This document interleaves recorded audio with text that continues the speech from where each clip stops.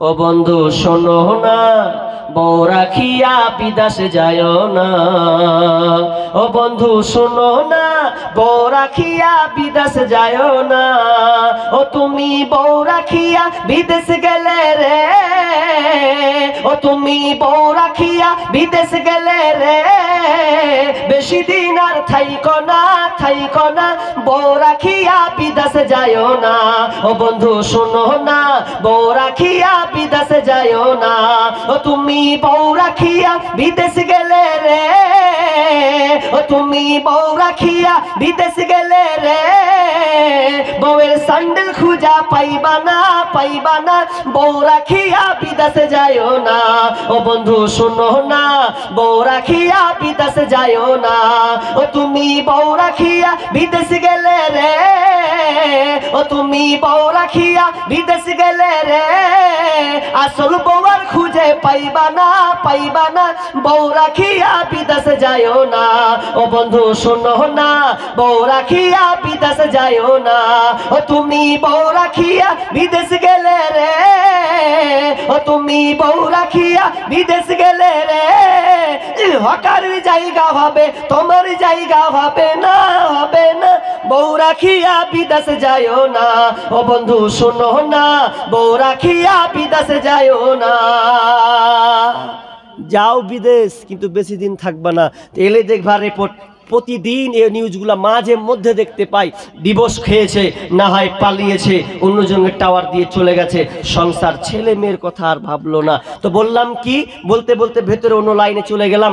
তো তিনটা কথা, এক, মেয়ে হিসাবে অধিকার, মেয়েকে ভালো শিষ্টাচার শিক্ষা দেন, তাহলে আপনি ভালো দেখে বিবাহ দেন, তার সঙ্গে ভালো ব্যবহার করেন, আর দিয়ে আপনি মেয়েটাকে লালন পালন করেন, তাহলে আপনি জান্নাতে থাকবেন। নবী সাল্লাল্লাহু আলাইহি ওয়াসাল্লাম বলেন, আমি জান্নাতের জিম্মেদার নিলাম এবং জাহান্নামের আর হবে, তাদেরকে বাঁচাবে, পরিত্রাণ দেবে, যদি তারা এইভাবে মেয়েদেরকে লালন পালন করে। আমাকে আদায়ের কথা বলেছেন। তো 2 নম্বর কথা হচ্ছে যে স্ত্রী হিসাবে তার অধিকার, খবরদার, স্ত্রী হিসাবে অধিকার। ইহুদিরা স্ত্রীদেরকে অধিকার দিত কিভাবে, যে একটা মেয়ে যদি মেন্স হতো, একটা মেয়ে যদি মাসিক হতো, তাহলে মাসিক হতে গিয়ে ওই ইহুদিরা মেয়েদেরকে ঘর থেকে বের করে দিত। মানে তুই আর বিছানায় থাকতে পাবি না, তোর মাসিক হয়েছে, হাট, তোর গন্ধে থাকা যাবে না। পচা রক্ত যখন বের হলো, বলছে আর আমার বিছানায় থাকতে পাবি না। কি হতে হবে, তোকে এক কোনায় রেখে দিব, যতদিন না তোর ভালো হবে, 5 দিন 7 দিন, যতদিন না ভালো হবে, তারপরে তুই ভালো হবে, তারপর আসবি। যদি কোনো কেউ যদি আবার ছুঁয়ে নেয় ভুল করে, ওই যে তুই না পাক, তুই ঢুকতে পাবি না, হট। মানে এত অত্যাচার করতো মেয়েদের উপরে যে ওই সময় সম্মান দেওয়াই হলো না। কিন্তু বিশ্বনবী সম্মান দিয়েছেন। আনাস বিন মালিক রাদিয়াল্লাহু তাআলা হাদিসটি বর্ণনা করছেন যে বিষ্ণু বলছেন, ইসনাউ কুল্লা শাই ইল্লা নিকাহ। বিশ্বনবী কি বললেন, যে তোমার স্ত্রী যদি পিরিয়ড হয়, মাসিক হয়, তার সঙ্গে থাকো, খাও, উঠা বসা করো, ইসনাউ কুল্লা শাই, তার সঙ্গে সব কিছু করো, ইল্লা নিকাহ, শুধু মিলনটা করবে না, ও তোমার বিছানায় ঘুমাতে পাবে।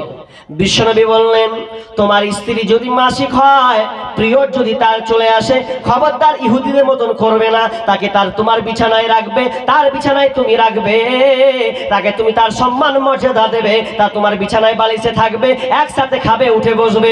শুধুমাত্র তুমি যদি তার সঙ্গে বিছানায় আনন্দ ফুর্তি আনন্দ করো, নির্জনে নিরালায় নিরালায় যদি থাকো, তবে সব কিছুই করবে। কিন্তু ইল্লান নিকাহ এর অর্থ হচ্ছে মিলন ছাড়া তুমি বাকি সব কিছু করতে পারবে। কিন্তু ইহুদিরা সেটা করতো না। মেয়ে যদি কোনো পিরিয়ড হয়, মাসিক হয়, তাহলে ওই মেয়েটাকে ঘর থেকে বাহির করে দেওয়া হতো।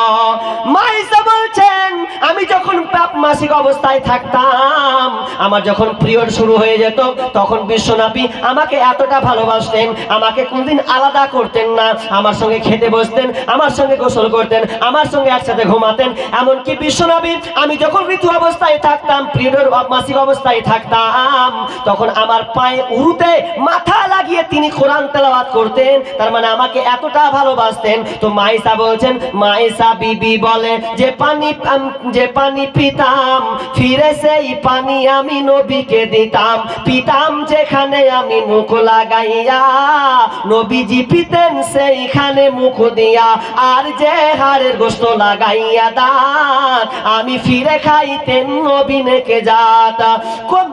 আমার মুখের ঠায়ে ঠোঁট লাগাইয়া গোস্ত খাইতেন আপে খুশিতে ভরিয়া, নিহাত থাকিতাম আমি হায়ে যে হালে এইরকম করিতেন নবী নেকে নামে, কবু ঘৃণা করে নাই নবীজি আমার, কত ভালোবাসিতেন বিবি দিকে তার। মায়েশা নিজে বলছেন আমি মাসিক অবস্থায় থাকলেও নবী আমাকে ছেড়ে ছুড়ে যেতেন না, আমার সঙ্গে ভালো সুলভ ব্যবহার করতেন। বন্ধু শেষে একটা কথা বলি, আমরা একটা ভুল কাজ করি, সেটা হচ্ছে এই বলে আমি এদিকে চলে যাব।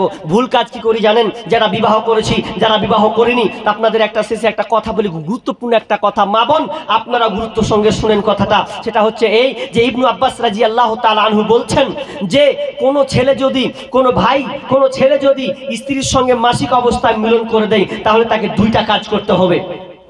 দুইটা কাজ। এক নম্বর কাজ কি, যে মেয়ে নাপাক আছে, তার মাসিক হয়েছে, এই সময় যদি কোনো ছেলে মেলামেশা করে তাহলে তার জন্য দুইটা কাফারা। এক, তাকে খালিস তওবা ইস্তেগফার করতে হবে।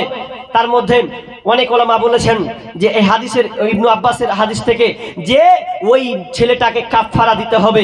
খবরদার ভাই, তোমাকে বলছি শোনো, মেয়ে তোমার স্ত্রী যদি পিরিয়ড অবস্থায় থাকে, খবরদার তুমি বাহ্যিক দৃষ্টি সব কিছু করতে পাবে কিন্তু মিলন করতে পাবে না। যদি করো তাহলে দ্বিতীয় চান্স তোমার কাফারা, তোমার শাস্তি হচ্ছে তোমাকে 1 দিনার তোমাকে কাফারা দিতে হবে, কিংবা অর্ধ দিনার। 1 দিনার সমান কত টাকা গুনেছো তুমি? ক টাকা 1 দিনার সমান? ওদিন কম্পিউটারে মোবাইলে ক্যালকুলেট করলাম তো প্রায় 1400-1500 ঘরে আসবে এতটা টাকা। তুমি যদি তোমার স্ত্রীকে ব্যবহার করো মাসিক অবস্থায়, তাহলে তোমাকে 1400-1500 টাকা কাফারা দিতে হবে, টাকা দিতে হবে তোমাকে। আর এবং তোমাকে তওবা করতে হবে যে আল্লাহ, জীবনে ভুল কাজটা করব না। ভাই তোমাকে বলি, খবরদার এই নোংরামিটা করবে না, এটা থেকে ফিরে আসতে হবে। অনেক যুবক ভাই ফোন করছে, এই হালাতে আমার এই অবস্থা হয়ে গেছে, কি করব? কি করবে? তুমি আল্লাহর কাছে তওবা ইস্তেগফার করো, জীবনে আর তুমি নোংরা কাজ করিও না। ভাই এইটা মাথায় রাখবেন। বোন আপনি স্বামীকে বুঝাবেন। তাহলে আমি শেষের দিকে চলে এলাম, কি যে স্ত্রী হিসাবে কত অধিকার দেওয়া হয়েছে, যে আপনি স্ত্রীকে আপনি ভালোবাসবেন, মহব্বত করবেন, তার মর্যাদা। মা হিসাবে তার অনেক মর্যাদা আছে, এটা নিয়ে অনেক ঘটনা বলতে হবে। তো যাক, আমি আর ওইদিকে যাচ্ছি না, সোশ্যাল মিডিয়া ইউটিউবে আছেন, আপনারা দেখে নেবেন। তো আদায়ের ব্যাপারটা আছে, যেহেতু মসজিদের জালসা এটা, তো কটা লোক আছেন সব তো কুটে পালিয়ে গেছে।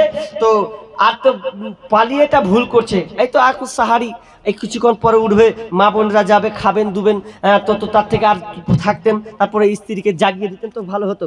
তো কত আছে? আতিকুর রহমান 2000। কি নাম? আতিকুর রহমান। তিনি দিয়েছেন 2000 টাকা নাকি? 2000 টাকা, 5 বস্তা সিমেন্ট এবং 5 বস্তা সিমেন্ট। মাশাআল্লাহ, আল্লাহুম্মা সাল্লি আলাইহি, আল্লাহুম্মা বারিক আলাইহি, হায়াকালা বারাকাল্লাহ। আল্লাহ 2000 টাকা দিয়েছেন, তার সাথে 5 বস্তা সিমেন্ট। আল্লাহ তুমি রাত গভীরে আগে